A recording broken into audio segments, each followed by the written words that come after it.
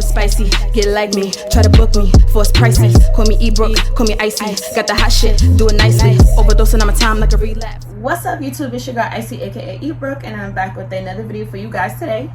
Now, in today's video, as you can tell by the title, this is definitely it's gonna be, I feel like it's gonna be a hard video because I've just been doing a lot of thinking and I'm choked up at, you know, where I'm at right now in this moment today. Before we get into this video, if you're a new subscriber, I want to say thank you so much for subscribing to my channel. Thank you so much for joining the Icey Baes family. If you're not new, thank you for sticking around. Make sure you guys are clicking that subscribe button, leave a like on this video, and if you want to, guys, leave me a comment. Let me know what you guys think about this topic that I'm speaking about. And yeah, like, I'm just I'm gonna be exposing my truth today, or a portion of my truth, and I'm really just about to be on a journey of opening up more on my social media, mostly like my YouTube, about, you know, just things that I've gone through, and, you know, just the real raw Icey, because a lot of people know, you know, Icey, but they don't know the person Ebony, like the things that I actually go through on a day-to-day basis. So I just want to like do like basically kind of like a story time on why I've been away from YouTube, why I haven't been posting consistently, my stagnation and all of that, and what happened and led to, you know, where I'm at right now. So yeah, let's get into the video. So first and foremost, like I said, like I already feel kind of emotional and choked up. I don't know, it might be like my cycle is probably about to start because I never really get choked up and shit on a normal day-to-day. So I'm just gonna start off about my YouTube channel. So if anyone knows me, if you don't know, I've been doing YouTube since I was a teenager. I've always wanted to do YouTube. It's just always been a hobby of mine, something that I enjoy doing. But you know, I did have my children. So along with YouTube, I do music as well. I love to dance. I'm like an all-around artist. You guys can check out the links in my bio if you want to be interested in seeing any of the things that I do. But basically, I'm just gonna start 2020. Really before the pandemic hit, I was able to get my first car, and I also bought another camera, a second camera, to film YouTube with. I had a camera. The first camera that I had was gifted to me by my ex, my children's father, but shortly after we broke up, he took my camera from me. So I basically had to, you know, if I really wanted to take YouTube serious and like have the things that I needed, I knew that I was gonna have to get my own camera. And the top of 2020, that's what I did. I got me, I think it was like a Canon something, T something Rebel, something like that. It cost me $800. And I was just really excited. If you look back to some of my videos last year, you could tell that I was using an actual camera, and I was really proud of that, because it was just, you know, a step forward in me doing what I love and things of that nature. So fast forward, I had the camera through majority of the beginning of 2020, and then in June I had my children's graduation had came up. So my children went to school at a basically like a preschool in Queens, where I currently live, and my children's father was going to be at this graduation. So basically there was a discrepancy before this graduation even happened, the night before, where you guys of course don't know, but I spoke with my children's father about a concern that I had.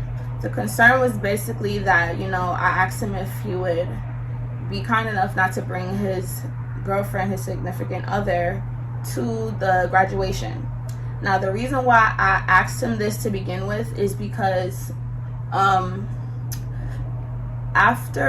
before my son was born, I had a really, really bad breakup with their dad. We were together for about 6 years, and when I was pregnant, I broke up with him. shortly after, like probably like within days, or probably like a week or so had went by, we were still living in the same place, and I found out that he was talking to a girl that we mutually knew. This is a female that I used to cheerlead with, and she also went to the same school as him, so we both mutually knew this person. And you know, I found out that, you know, they were talking, and I was pregnant at the time, long story short, and it just was like, just for years, it was just a mess. It was just a mess. I was really heartbroken behind it, and it really like affected me and changed my life, my mental, just everything. Like everything about that breakup is still lingering and has an effect on me today. Not as in like, you know, like I'm still in love with him or whatever, or I'm bitter about them being together. It's just more so the way that the things have played out, and I suffered a lot of trauma and PTSD behind the way the breakup unfolded, and you know, within our past relationship and what happened going forward. So I kindly asked him, you know, to not bring her to the graduation, only because he had brought her to a prior event that my children had, and he didn't tell me that she was going to be there, and it just made it pretty awkward for me. It kind of brought up like old things that I was healing from over the past 2 years at the time, I believe 2 or 3 years. And you know, I asked him for her not to be there because I didn't want to deal with that post-traumatic trauma over again. In the event that I asked him not to bring her, he completely undermined what I said. Clearly, you know, didn't give a damn about it. And you know, he told me like, you know, I gotta grow up and stuff like that. He's gonna bring her, whatever, I gotta get over it. So when I realized I was being hit with this type of response, my first instinct was to say like, hey, like, you know what, we're gonna have to nip this in the bud, because my children are around this female that she has no respect for me. You know, when if she sees me, we're around my children, she acknowledges my children and completely acts like I'm invisible.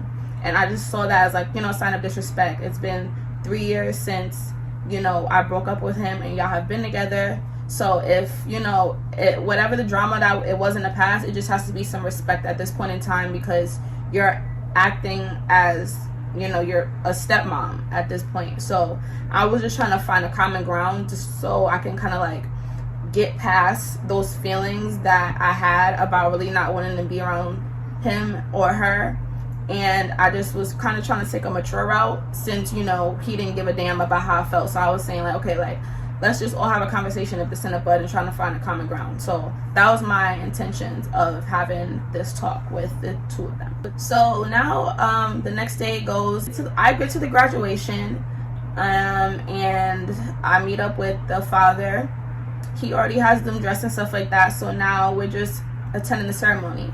Now I know in the back of my head that I'm going to have this conversation. I also have my camera with me to take photos and videos of my children. So I did bring my camera with me, and I did take photos of them while they're at the graduation. So after the graduation is over, I begin to like try to start the dialogue of, you know, the reason why we were having the conversation in the first place. So we step aside to go across the street to kind of get away from the school. Like we didn't want to have the conversation in front of the school. So we had crossed the street to have the conversation. The conversation was definitely hard for me to start anyway, because like I said, like even talking about this, like it's clearly affecting me in some type of way. Not so much of, you know, I'm mad that they're together, but just still having that lingering trauma from, you know, the heartbreak, from the way things were executed with my children's father, from having the complete burden now of me being a single mom to 2 children. So it was just a lot for me to even be in the setting with these 2 people. So I tried to start the convo. I'm not gonna lie, like I don't know how it came off or how it was perceived to the girlfriend as I was speaking to her. I don't know how it was perceived to my children's father, but I know when I started to talk, I was instantly nervous. And not because I'm scared of any female or I'm scared or whatever, or, you know what I'm saying, I was intimidated. It was just, you know, it was just a lot for me, you know what I'm saying, to be in front of this woman that, you know, we had so much drama with, you know, just, you know, it was just definitely hard for me. It was a difficult situation. So I begin to like just basically speak about, you know, how my children are around you, and if that's going to be the case, if you see me, like, we don't have to be friends, but you know, there just needs to be a mutual respect. You know, it could be a hey, hello, how are you, da da da, and go about your business. You don't have to like me, and I don't have to like you, but for the sake of you're around my children, and my children live with me full time, and you know, you're around them playing stepmom, I feel like, you know, there has to be some type of boundary set. And I can't remember like word for word what the convo was, because like I said, this is about a year and a month this has happened.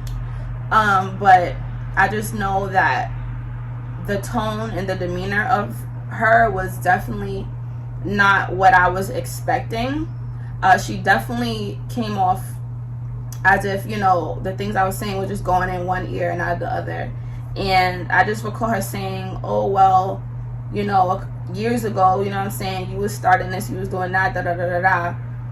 And whatever I had done in the past, or whatever she had done to me, or whatever the case was, we're all, I would say, like, things definitely people do and go through when you're going through a breakup and another person is involved. So whatever that was, you know what I'm saying, I had moved past that, or I'm, you know, trying to move past that. I wasn't bothering them, I wasn't calling, you know what I'm saying, doing like the most. Like, after some time, like, I just completely separated myself from my children's father, let him come get them every 2 weeks, and that was it. We just didn't have much of a relationship. So that was the dynamic of things before we even had this conversation. So she just started bringing up about things from the past, and I was basically trying to explain to her, like, that's cool, no, you know what I'm saying, but at the end of the day, there still has to be respect, because I'm the mother.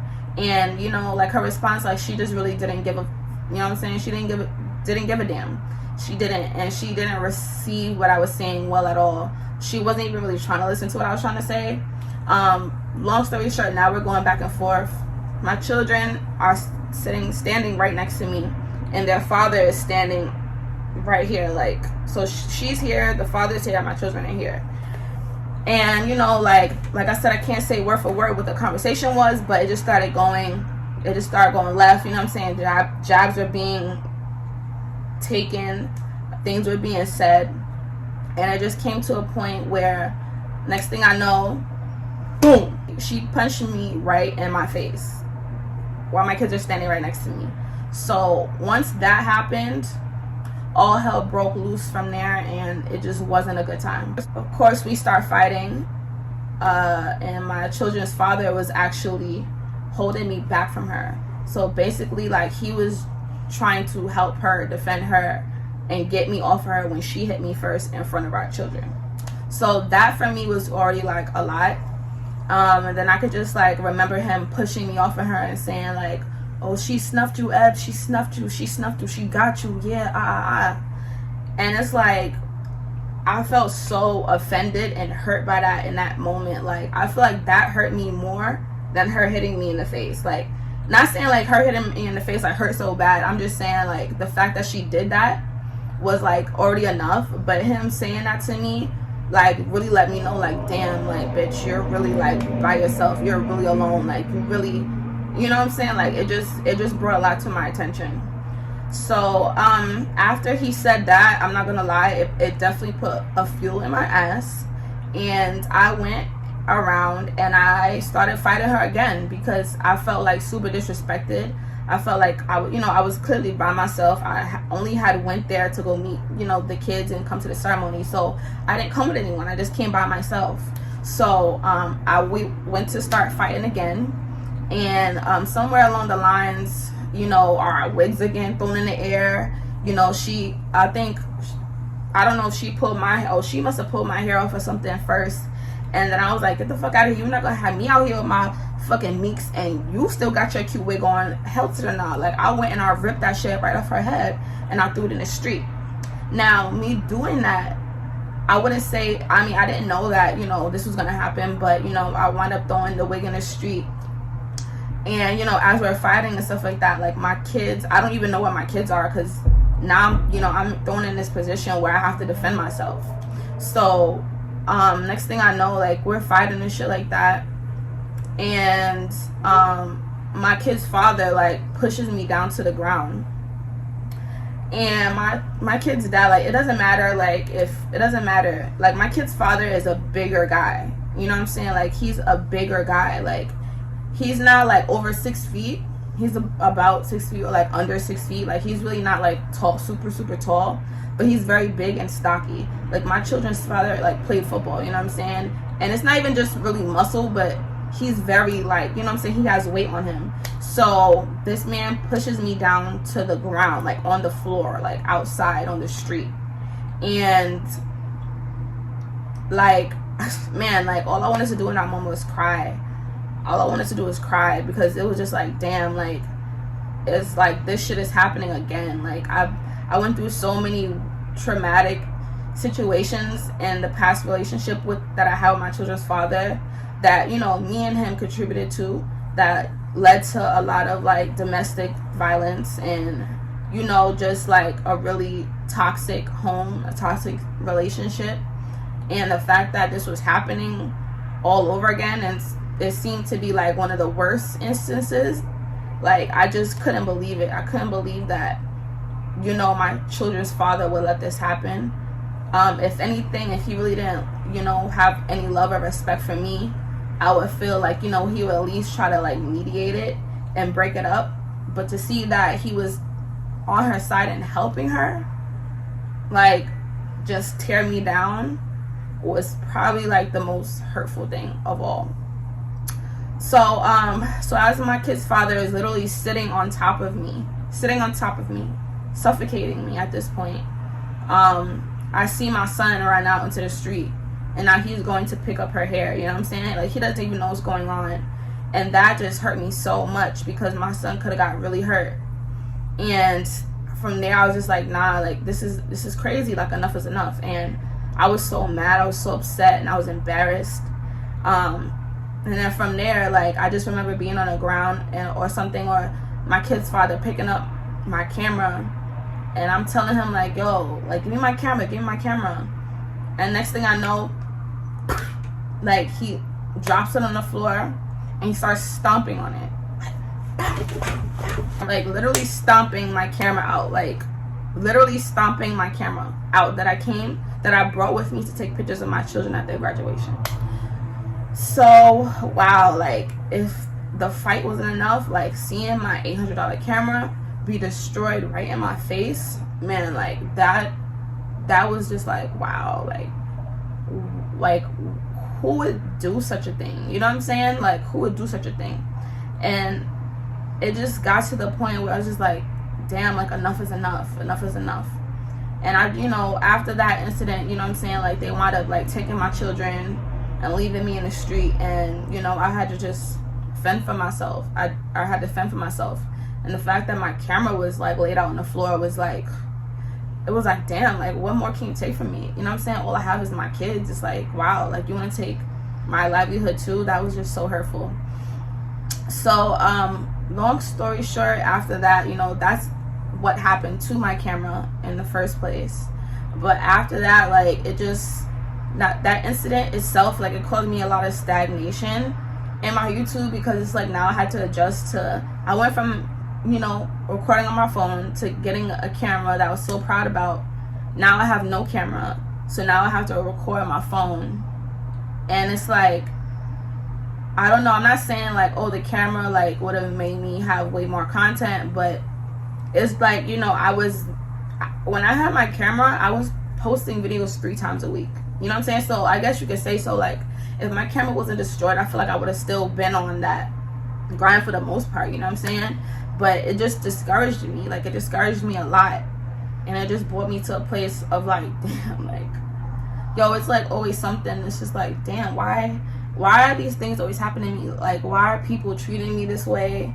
Like, you know, I'm not perfect, but certain things just shouldn't happen, you know?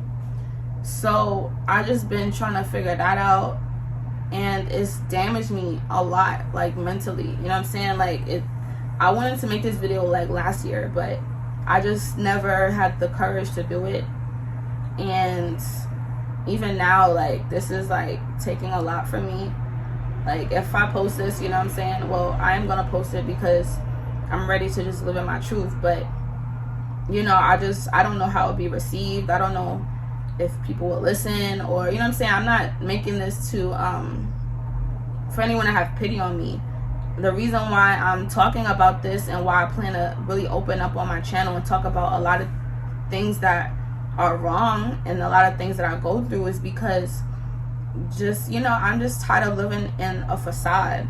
And it's not that I'm fake or I want to be fake or anything like that. When you're trying to like make a name for yourself and you're trying to make a way for yourself, a lot of times you're just trying to do, like, you know what I'm saying, like what's in, what's trendy. I found myself, like, you know, just taking a lot of pictures, looking very pretty, looking done up and stuff like that, and really just like kind of it just being heartless in a sense. And I'm more than that. Like, I'm really not a female that is, you know, like typical with the whole, you know, Instagram stuff and that's all I have to me, or like, you know what I'm saying, like I just live off of that shit, because I don't, you know, like in real life, like I'm a 24 hours a day mother to 2 children. You know, I live alone. Like, I live under very harsh circumstances, and I'm really trying to change my life and fix my life for me and my children for the better. And it just really is really hard, and this is like this is my core. And it's like, if I have to continue to go day by day by not being real and not living in my truth and not expressing these things that are real, it's like, why am I doing it? Because my main goals are to touch people and to reach people and to be that voice, you know, for the people that don't have one. And I feel like, you know, God has got me to the place where, you know, I've gotten a lot of things accomplished as far as my YouTube goes, and as far as, like, you know, being spread over the platforms. You know, like I have 12,000 followers on Instagram, I have 11.8 on TikTok, I have 3,000 here. So these are like great things. Like, this is not something minor. And I feel like a lot of times I'm very hard on myself, but it's just like, I'm just ready to just let it out. Like, I'm ready to let my truth out. If you want to call it exposing myself, so be it. Like, it's just a lot of things that people don't know about me. And I think that's probably why I be so scared to talk about them, because I know, like, if I speak about this to the general public, it's going to be people that actually know me that are gonna be getting these truths as well. And it's not like I'm scared or like I'm ashamed. It's just, you know, it's a lot. It's a lot. So definitely, I definitely want to open up a lot. Like, I kind of want to spill everything here on my channel. And I would, you know, hope that you guys are, you know, able to listen and reciprocate and relate. And I hope if it, you know, helps 1 to 5 people, I'll even be cool with that. You know what I'm saying? Like, I just really want to just get this off and be making this video about initially what happens to my camera, and is basically a door opener. You know, that's me opening the door to really, like, share a lot. Like, I'm really ready to share my life, and I never have been ready, and I've always been scared, because, you know, when you put certain things on YouTube, you don't want it to come back and bite you in the butt. And I think that was always my thing going into YouTube, just being careful of the things that I expose about myself. And it's just getting to the point now where I just can't hold it in. So that's basically, you know, where we're at today. So yeah, guys, like, that was kind of like a difficult story to tell you guys, but that is my truth. That is a small portion of my truth, but it'll definitely open the doors to more story times, more videos like this, more of me, like, just being so real about what's really going on in my life. And like I said, if one person can relate to it, like, I'll be happy with that, because I'm ready to elevate. I'm ready to change my life. I'm ready to make money. I'm ready to be everything and more that I said I was going to be. And I'm not going to allow fear of my truth stop me from it any longer. So yeah, guys, I know this was kind of like a heavy video, but if you guys liked it, please definitely leave me a like, a comment. Don't forget to subscribe to this channel, because it's going to get deep. It's going to get deep. Like, I'm definitely going to put out a lot of more content like this, whether you guys like it, whether you guys don't. I just have to do it for me. So I love you guys all so much. Thank you so much for listening. I know I should have said this in the beginning of the video, but I actually had tooth extractions. So if you see like this side of my face is a little bit swollen, don't mind that. So I just got it taken out like 2 days ago, so don't mind that. But anyway, guys, I love you guys all so much, and I will see you in my next video.